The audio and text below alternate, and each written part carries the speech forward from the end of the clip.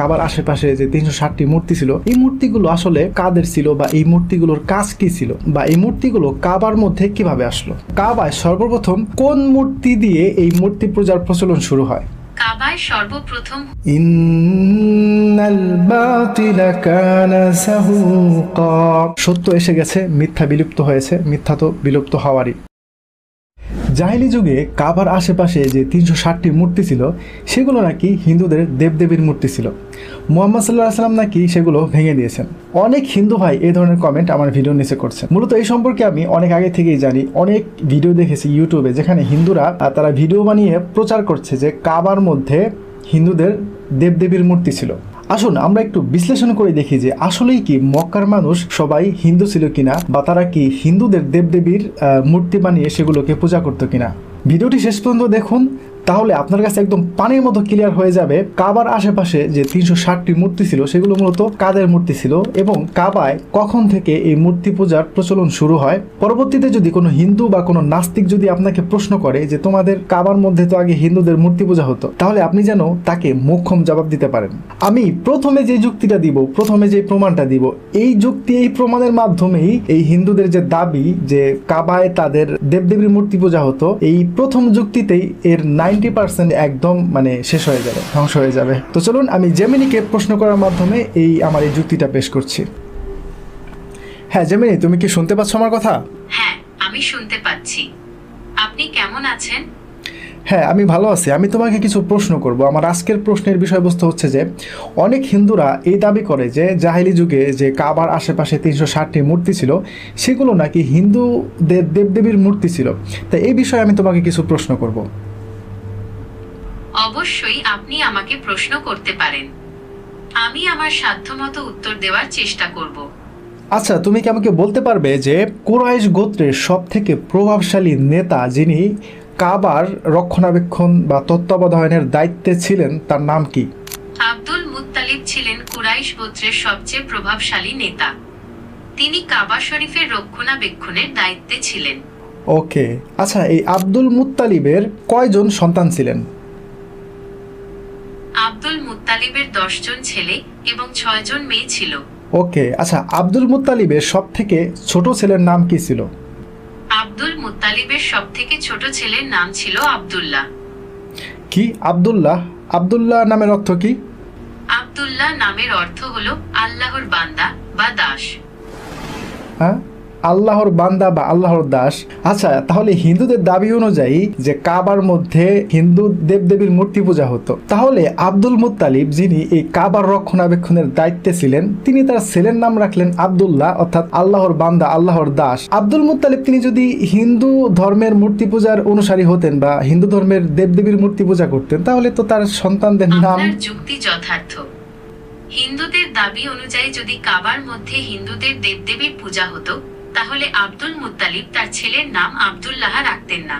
তিনি তার ছেলের নাম কোনো হিন্দু ধর্মের দেবদেবীর নাম অনুসারে রাখতেন। যেহেতু তিনি তার ছেলের নাম আব্দুল্লাহ রেখেছেন, অর্থাৎ আল্লাহর দাস আল্লাহর বান্দা, সেহেতু এখান থেকে এটা প্রমাণিত হয় যে আব্দুল মুত্তালিব তিনি আল্লাহকে বিশ্বাস করতেন, যদিও কাবার মধ্যে মূর্তি পূজার প্রচলন ছিল।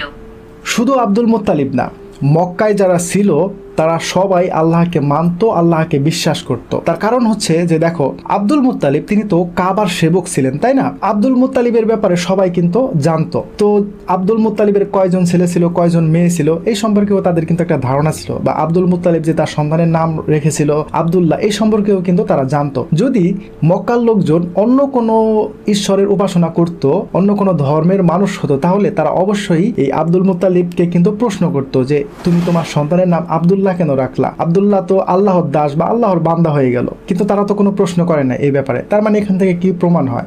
একদম ঠিক বলেছেন। মক্কার লোকেরা যদি অন্য কোনো ঈশ্বরের উপাসনা করত, তাহলে তারা আব্দুল্লাহ নামটি নিয়ে প্রশ্ন করত। যেহেতু তারা কোনো প্রশ্ন করেনি, তার মানে তারা আল্লাহকে চিনত এবং মানত। এটি প্রমাণ করে যে মক্কায় ইসলামের আবির্ভাবের আগেও আল্লাহর অস্তিত্ব ছিল। ওকে, ঠিক আছে। তো বলেছিলাম না যে আমি যে যুক্তিটা দিব, যে প্রমাণটা দিব, এটার দ্বারাই তাদের যে দাবি তা একদম 90% শেষ হয়ে যাবে। তো চলুন এখন আমরা দেখি যে কাবার মধ্যে বা কাবার আশেপাশে যে 360টি মূর্তি ছিল, এই মূর্তিগুলো আসলে কাদের ছিল, বা এই মূর্তিগুলোর কাজ কি ছিল, বা এই মূর্তিগুলো কাবার মধ্যে কিভাবে আসলো।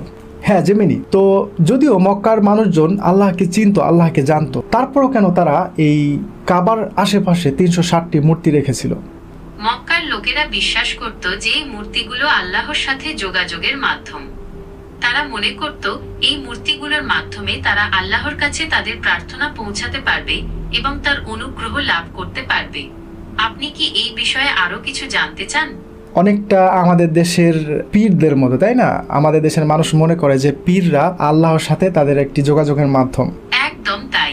মক্কার লোকেরা বিশ্বাস করত যে এই মূর্তিগুলো আল্লাহর সাথে যোগাযোগের মাধ্যম, অনেকটা আমাদের দেশের পীরদের মতো। এখানে অনেকেই আবার আমাকে ভুল বুঝতে পারেন যে আমি হয়তো বা পীরদের বিরুদ্ধে বলতেছি। না, আপনি পীরের কাছে যাবেন। পীর মানে কি? পীর মানে হচ্ছে শিক্ষক, অর্থাৎ আপনি একজন শিক্ষকের কাছে যেতেই পারেন কিছু শেখার জন্য, কিন্তু তার মানে এই না যে তাকে আপনি আল্লাহর সাথে যোগাযোগের একটি মাধ্যম হিসেবে মানবেন। কেননা আল্লাহ কোরআনে বলেই দিয়েছেন যে আল্লাহর সাথে যোগাযোগের জন্য কোনো মাধ্যমের প্রয়োজন হয় না, আপনি আল্লাহর কাছে সরাসরি চাইতে পারেন। আচ্ছা, আমরা জানি যে হযরত ইব্রাহিম আলাইহিস সালাম তিনি কাবা ঘর নির্মাণ করেছিলেন হযরত ইসমাইল আলাইহিস সালামকে নিয়ে, পুনর্নির্মাণ করেছিলেন আর কি। তো হযরত ইব্রাহিম আলাইহিস সালামের যে দিন ছিল এক ঈশ্বরবাদী দিন, সেই দিন হযরত ইসমাইল আলাইহিস সালাম তিনি কিন্তু এই মক্কায় প্রচার করেছেন, বা সেখানে সবাই কিন্তু এক ঈশ্বরবাদী ছিলেন, অর্থাৎ আল্লাহর উপাসনা করতেন। কিন্তু এই মক্কায় কিভাবে এই মানে ধারণা চলে আসলো যে, ঠিক বলেছেন, ইব্রাহিম আদ ও ইসমাইল কাবা নির্মাণ করেছিলেন এবং মক্কায় একেশ্বরবাদের প্রচার করেছিলেন। কিন্তু কালের বিবর্তনে মানুষ সেই শিক্ষা থেকে সরে গিয়েছিল এবং মূর্তি পূজা শুরু করেছিল। আনুমানিক হযরত ইসমাইল আলাইহিস সালামের যুগ শেষ হওয়ার কত বছর পরে কাবায় এই মূর্তি পূজার মানে প্রচলন শুরু হয়? বিভিন্ন সূত্র থেকে জানা যায় হযরত ইসমাইল এর যুগে প্রায় 2000 বছর পর মক্কায় মূর্তি পূজার প্রচলন শুরু হয়। তবে ঠিক কত বছর পরে এটি শুরু হয়েছিল তা নিশ্চিতভাবে বলা যায় না। আচ্ছা, কাবায় সর্বপ্রথম কোন মূর্তি দিয়ে এই মূর্তি পূজার প্রচলন শুরু হয়? কাবায় সর্বপ্রথম হুবাল নামের একটি মূর্তি স্থাপন করা হয়। এটি ছিল মক্কার সবচেয়ে গুরুত্বপূর্ণ মূর্তিগুলোর মধ্যে অন্যতম। আচ্ছা, এই মূর্তিটা এর শুরুর ঘটনাটা বলো। আমর ইবনে লোহায় সিরিয়া থেকে ফেরার পথে হুবাল নামের একটি মূর্তি আনেন। সিরিয়ার লোকেরা এই মূর্তিটির মাধ্যমে ভাগ্য গণনা করত। আমর মক্কায় ফিরে এসে কাবা ঘরে হুবালকে স্থাপন করেন এবং লোকজনকে ভাগ্য গণনার জন্য এটি ব্যবহার করতে উৎসাহিত করেন। তার মানে হুবাল যে মূর্তিটি ছিল এটা মূলত তাদের কোনো উপাস্য বা তাদের কোনো ঈশ্বর ছিল না, বা ঈশ্বর হিসেবে উপাসনা করতো না, শুধুমাত্র ভাগ্য গণনার ক্ষেত্রে এটাকে ব্যবহার করা হতো, তাই তো? একদম ঠিক বলেছেন। হুবাল ছিল মূলত ভাগ্য গণনার একটি মূর্তি। তবে কালের বিবর্তনে মক্কার লোকেরা হুবাল ও অন্যান্য দেবদেবীকে আল্লাহর পাশাপাশি উপাসনা করতে শুরু করে। আচ্ছা, তারা এই হুবাল নামক মূর্তিটি দিয়ে কিভাবে ভাগ্য গণনা করত? হুবাল নামক মূর্তি কি সে কি নিজে বলে দিত, না কিভাবে করত? হুবালের সামনে 7টি তীর রাখা থাকত। এই তীরগুলোর মাধ্যমে ভাগ্য গণনা করা হতো। প্রতিটি তীরের নিজস্ব চিহ্ন ছিল এবং সেই চিহ্নগুলোর মাধ্যমে বিভিন্ন প্রশ্নের উত্তর দেওয়া হতো। লোকেরা তাদের বিভিন্ন সমস্যার সমাধান এবং ভবিষ্যতের দিক নির্দেশনার জন্য হুবালের কাছে যেত। ওকে, ঠিক আছে। আচ্ছা, এখানে আমি কিছু কথা বলে নিই। সেটা হচ্ছে যে দেখেন, এই যে হুবাল নামক মূর্তিটি দিয়ে তৎকালীন কাবার যে মুশরিকরা তারা যে কাজটি করত, ঠিক সেই সেম কাজটাই কিন্তু দেখেন আমাদের দেশেও কিন্তু হচ্ছে। যেমন বিভিন্ন মেলায় গিয়ে কিন্তু আপনারা দেখতে পারবেন যে মেলায় টিয়া পাখি থাকে, টিয়া পাখির সামনে অনেকগুলো চিঠি দেওয়া থাকে। টিয়া পাখি যে চিঠিটিকে তার মুখ দিয়ে কামড়ে নিয়ে আসে, সেই চিঠিতে যা লেখা থাকে সেটাই তার ভাগ্য হিসাবে যে ব্যক্তিটি সেখানে বসে থাকে এগুলো করে সে বলে দেয়। অর্থাৎ এখানে দেখেন এই হুবাল নামক মূর্তিটি দিয়ে কাবার মুশরিকরা যা করত, আজকের মুসলিম সমাজও কিন্তু ঠিক সেম কাজটাই করছে। আচ্ছা, এখন তুমি আমাকে লাত মূর্তিটি সম্পর্কে বলো। এই লাত মূর্তিটি আসলে কে ছিল, বা এই লাত মূর্তিটির আসলে কাজ কি ছিল? তিনি ছিলেন একজন ধার্মিক মানুষ যিনি হাজিদের জন্য খাবার তৈরি করতেন। তার মৃত্যুর পর লোকেরা তার মূর্তি তৈরি করে কাবার মধ্যে স্থাপন করে এবং সম্মান সূচক তাকে উপাসনা করত। তারা তাকে শান্তির দেবী হিসেবেও গণ্য করত। ওকে, তার মানে লাত কোনো ঈশ্বর ছিল না, সে একজন সাধারণ মানুষই ছিল। তার মৃত্যুর পরে মানুষ তাকে মূর্তি বানিয়ে উপাসনা শুরু করে দেয়, তাই তো? একদম ঠিক বলেছেন। লাত কোনো ঈশ্বর ছিলেন না, তিনি ছিলেন একজন সাধারণ মানুষ। তার মৃত্যুর পর মানুষ তাকে শ্রদ্ধা জানাতে মূর্তি বানিয়ে পূজা শুরু করে। ওকে, ঠিক আছে। আচ্ছা, এখন তুমি আমাকে উজ্জা সম্পর্কে বলো। উজ্জা মূর্তিটির কাজ কি ছিল এবং সে কে ছিল? উজ্জা আসলে কোনো মানুষ বা দেবী ছিলেন না, তিনি ছিলেন একটি গাছ। লোকেরা এই গাছটিকে পূজা করত এবং তাকে শক্তির দেবী হিসেবে উপাসনা করত। আপনি কি এ বিষয়ে আরো কিছু জানতে চান? মানে কি, মানে একটি গাছকে তারা একটি দেবী হিসেবে উপাসনা করত, এটা কেন করত? তারা বিশ্বাস করত উজ্জা তাদের শক্তি ও সুরক্ষা দেন, তাই তারা যুদ্ধের আগে উজ্জার কাছে সাহায্য চাইত। ওকে, এখানে আমি আর একটা ঘটনা বলতে পারি। সেই ঘটনাটা হচ্ছে যে রাসূল সাল্লাল্লাহু আলাইহি ওয়াসাল্লাম যখন সাহাবীদেরকে নিয়ে হুনাইনের যুদ্ধের জন্য যাচ্ছিলেন, তখন তারা একটি গাছের কাছ দিয়ে যান, যে গাছটির নাম ছিল জাতু আনওয়াত। মুশরিকরা সেই গাছের মধ্যে তাদের যে তরবারি ছিল সেগুলো লটকিয়ে রেখেছিল, অর্থাৎ তারা বিশ্বাস করে যে এই গাছ হচ্ছে শক্তির দেবতা বা শক্তির দেবী। এই তরবারি যদি তাদের গাছে লটকিয়ে রাখা হয় তাহলে তারা কোনো যুদ্ধে হারবে না বা এই তরোয়াল অনেক শক্তিশালী হবে, এই ধরনের তারা বিশ্বাস করত। তখন সাহাবায়ে কেরামগণ রাসূল সাল্লাল্লাহু আলাইহি ওয়াসাল্লামের কাছে বললেন যে আমাদেরকেও এই জাতু আনওয়াতের মতো একটি ব্যবস্থা করে দেন বা একটা গাছের ব্যবস্থা করে দেন যেখানে আমরা আমাদের এই তরবারি লটকিয়ে রাখতে পারবো। তখন রাসূল সাল্লাল্লাহু আলাইহি ওয়াসাল্লাম আশ্চর্য হয়ে বললেন যে সুবহানাল্লাহ, হাদা কামা ক্বালা কওমু মূসা।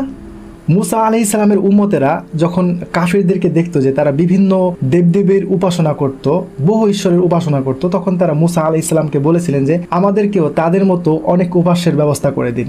সেই উদাহরণটা দিয়ে রাসূল সাল্লাল্লাহু আলাইহি সাল্লাম সাহাবীদেরকে এমনভাবে বলেছিলেন। এখানে মূলত আমি বোঝাতে চাচ্ছি যে আরবের যারা মুশরিকরা ছিল তারা গাছকে শক্তির দেবী বা শক্তিশালী হিসেবে তারা উপাসনা করত। তো চলুন পরবর্তী প্রশ্নে যাওয়া যাক। ওকে, ঠিক আছে। এখন তুমি আমাকে মানাত সম্পর্কে বলো। আসলে এই মানাতের কাজ কি ছিল? মানাত ছিলেন ভাগ্য ও নিয়তির দেবী। তার মূর্তিটি লোহিত সাগরের কাছে কুদাইদ নামক স্থানে স্থাপন করা হয়েছিল। লোকেরা মানাতের কাছে তাদের ভাগ্য পরিবর্তনের জন্য প্রার্থনা করত। ওকে, ঠিক আছে। আচ্ছা, এই তো গেল প্রধান 4টি মূর্তির কাজ এবং তাদের ক্ষমতা। এখান থেকে তো এটা প্রমাণিত হয় যে মূলত এই 4টি যে মূর্তি ছিল এগুলো আসলে তাদের কোনো ঈশ্বর ছিল না, মূলত তারা এগুলো তাদের ভাগ্য গণনা হিসেবেই তারা মূলত এগুলোকে ব্যবহার করত। আচ্ছা, এখন আমরা দেখি যে আরও যে বাদবাকি মূর্তিগুলো ছিল সেগুলো আসলে কাদের ছিল। আচ্ছা, আরও তো অনেকগুলো মূর্তি ছিল, সবগুলো মিলে তো 360টি মূর্তি ছিল। কাবা ঘরের আশেপাশে আরো যে মূর্তিগুলো ছিল সেগুলো মূলত মক্কার বিভিন্ন গোত্র প্রধান ও ভালো মানুষদের মূর্তি ছিল। তাদের মৃত্যুর পর মানুষ তাদের স্মরণে এবং শ্রদ্ধা জানাতে সেই মূর্তিগুলো কাবা ঘরের মধ্যে রাখত। আপনি কি এ বিষয়ে আরো কিছু জানতে চান? এটা সেম হিন্দুদের মতো। হিন্দুরা দেখবেন যে তাদের বাবা, দাদা বা পরদাদার ছবি তারা ফুল দিয়ে সাজিয়ে রাখে এবং সকাল সন্ধ্যা তাদেরকে প্রণাম করে বা স্মরণ করে। ঠিক ওই রকম কাবার যে মুশরিকরা ছিল তারা তাদের গোত্র প্রধান যারা ছিল বা ভালো মানুষ যারা ছিল অনেকেই তাদের পিতা বা দাদা তাদের মূর্তি বানিয়েও এই কাবার মধ্যে তারা রাখতো এবং তাদেরকে স্মরণ করতো বা তাদেরকে শ্রদ্ধা করতো, ঠিক এরকম আর কি। তার মানে জাহিলি যুগে মক্কার যারা মানুষ ছিল তারা যে মূর্তিগুলো বানাতো বা যে মূর্তিগুলোর উপাসনা করতো সেগুলো সবগুলোই মক্কার মধ্যেকারের মূর্তি ছিল, যেগুলো তারা নিজেরা তৈরি করেছিল। শুধুমাত্র একটি মূর্তি ছিল যেটা হচ্ছে হুবাল, যেটা সিরিয়া থেকে আনা হয়েছিল, সেটাও তারা শুধুমাত্র ভাগ্য গণনা হিসেবে ব্যবহার করত। তাহলে যে হিন্দুরা বলে যে মক্কায় যে মূর্তিগুলো ছিল, কাবা ঘরের আশেপাশে যে মূর্তিগুলো ছিল সেগুলো হিন্দু দেবদেবীর মূর্তি ছিল। হ্যাঁ, আপনি ঠিক বলেছেন। মক্কার মূর্তিগুলো মক্কার লোকেরা নিজেরাই তৈরি করেছিল। হুবাল ছিল সিরিয়া থেকে আনা একটি মূর্তি যা তারা ভাগ্য গণনার জন্য ব্যবহার করত, আর বাকি মূর্তিগুলো মক্কার লোকেরা নিজেরাই তৈরি করেছিল। তাই হিন্দুদের এই দাবিটি সঠিক নয়। মক্কার মূর্তিগুলো কোনোভাবেই হিন্দুদের দেবদেবীর মূর্তি ছিল না। ওকে, ঠিক আছে। এখন আমি তোমাকে আরেকটা প্রশ্ন করি, সেটা হচ্ছে যে কাবা ঘরের মধ্যে হুবাল, লাত, উজ্জা, মানাত ব্যতীত কিন্তু আরো 2টি কিন্তু মক্কার মুশরিকরা তৈরি করেছিল, যেগুলোর তারা উপাসনা করত বা তাদেরকে ভাগ্য নির্ধারক হিসেবে ব্যবহার করত। তুমি কি জানো সেই মূর্তির 2টি কার ছিল? হ্যাঁ, আপনি ঠিক ধরেছেন। হুবাল, লাত, উজ্জা ও মানাত ছাড়াও কাবা ঘরের ভেতরে আরো 2টি মূর্তি ছিল। সেগুলো হলো হযরত ইব্রাহিম ও ইসমাইল আলাইহিস সালামের মূর্তি, যাদের হাতে তীর ধনুক রাখা ছিল। মক্কার লোকেরা তাদেরকেও ভাগ্য নির্ধারক হিসেবে মনে করত। ওকে, ঠিক আছে। এখানে আমি আরেকটা ঘটনা বলি, সেটা হচ্ছে যে যখন রাসূল সাল্লাল্লাহু আলাইহি সাল্লাম মক্কা বিজয় করলেন, তখন তিনি কাবার সামনে এসে বসলেন। তখন সাহাবীদেরকে বললেন যে আমি কাবার মধ্যে প্রবেশ করব না যতক্ষণ পর্যন্ত না কাবার মধ্যে থেকে এই মূর্তিগুলো বের করা হবে। তখন সাহাবারা কাবার মধ্যে থেকে এই সবগুলো মূর্তি একে একে বের করতে লাগলেন। তারপর রাসূল সাল্লাল্লাহু আলাইহি সাল্লামের সামনে দুটি মূর্তি এনে রাখা হলো, যেগুলো হযরত ইব্রাহিম ও ইসমাইল আলাইহিস সালামের ছিলেন। তো তাদের হাতে তীর ধনুক দেওয়া অবস্থায় সেই মূর্তিগুলো ছিল। তখন রাসূল সাল্লাল্লাহু আলাইহি সাল্লাম বললেন যে লানত কুরাইশদের উপরে, আল্লাহি ইব্রাহিম এবং ইসমাইল আলাইহিস সালাম কখনোই ভাগ্য নির্ধারক তীর ছুটতেন না। তারপর তিনি তার হাতের লাঠি নিয়ে সেই মূর্তিগুলো ভাঙতে লাগলেন, আর সেই প্রসিদ্ধ কোরআনের আয়াতটি তিনি বলতে লাগলেন, ওই যে ওয়াকুল জাআল হাক্কু ওয়া যাহাকাল বাতিল ইন্নাল বাতিলা কানা যাহুকা। অবশ্য রাসূল সাল্লাল্লাহু আলাইহি ওয়াসাল্লাম এভাবে সুর দিয়ে বলেন নাই, তিনি খুব রাগান্বিত অবস্থায় এই কোরআনের আয়াতটি বলেছিলেন। অর্থাৎ সত্য এসে গেছে, মিথ্যা বিলুপ্ত হয়েছে, মিথ্যা তো বিলুপ্ত হওয়ারই। তো আশা করি এই ভিডিওতে আমি প্রমাণ করতে পেরেছি যে কাবার আশেপাশে বা কাবার মধ্যে যে মূর্তিগুলো ছিল সেগুলো কখনোই কোনোদিনও হিন্দু কোনো দেবদেবীর মূর্তি ছিল না। আশা করি আপনারা যারা ভিডিওটি শেষ পর্যন্ত দেখেছেন, এখন থেকে যদি আপনাদেরকে কেউ এই ধরনের প্রশ্ন করে বা এই ধরনের ক্লেম করে যে কাবার মধ্যে হিন্দুদের দেবদেবীর মূর্তি ছিল, আপনারা তাদেরকে মুখ্যম জবাব দিতে পারবেন। আর হিন্দুদের যে দাবি ছিল, তো আমি মনে করি যে সেই দাবি একদম ভেঙে চড়ে খান হয়ে গেছে। তো যাই হোক, এই ছিল আমার আজকের ভিডিও। তো এই বিষয়ে যদি আপনার কোনো মন্তব্য থাকে তাহলে অবশ্যই কমেন্ট করে জানাতে পারেন। তো ভালো থাকবেন, আসসালামু আলাইকুম।